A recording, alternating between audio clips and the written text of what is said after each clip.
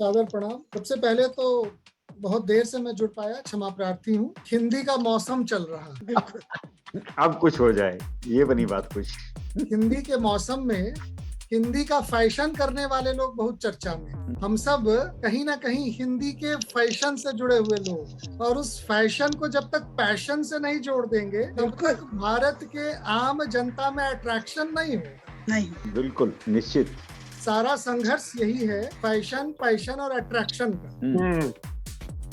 दिनकर जी ने कहा था तत्कालीन गृह मंत्री को, उस समय जो गृह मंत्री थे, कि कहीं ऐसा ना हो कल कल की बात करते करते कल पे टल जाए।